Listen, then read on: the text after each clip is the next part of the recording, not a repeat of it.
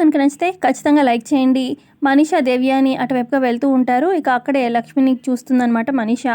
ఇక అప్పుడు అక్కడే అరవింద జాను కూడా ఉంటారు. అప్పుడు లక్ష్మి అంటుంది, శ్యామ్ నువ్వు నాకు ఒక పని చేసి పెట్టాలి, అది నా కాళ్ళకి ఈ పారాన్ని పెట్టవా అని చెప్పి అడుగుతూ ఉంటే ఇక లక్ష్మి షాకింగ్గా అలా చూస్తూ ఉంటుంది.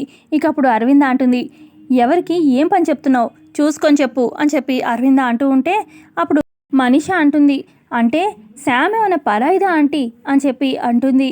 అప్పుడు అరవింద అయినా కూడా అని చెప్పి అంటుంది, అంటే అది కాదంటీ, మంచి మనసున్న వాళ్ళు పారాని పెడితే ఆ పెళ్లి కూతురు కాపురం 10 కాలాల పాటు చల్లగా ఉంటుందంట ఆంటీ, ప్లీజ్ శ్యామ్ ప్లీజ్ అని చెప్పి అనగానే సరే అని చెప్పి ఒప్పుకుంటుందన్నమాట లక్ష్మి. ఇక ఇదే అదునుగా ఇక చక్కగా సోఫాలో కూర్చుంటుందన్నమాట మనీషా. ఇక కిందేమో పారాన్ని పెట్టడానికి వీలుగా కింద కూర్చుంటుంది లక్ష్మి.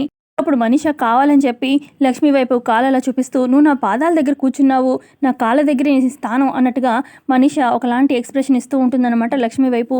ఇక అరవింద జానుకైతే ఒళ్ళు మండిపోతూ ఉంటుంది. మరి దేవి అని మాత్రం ఈ లక్ష్మికి ఇలాగే కావాలి అని చెప్పి చూస్తూ ఉంటుంది.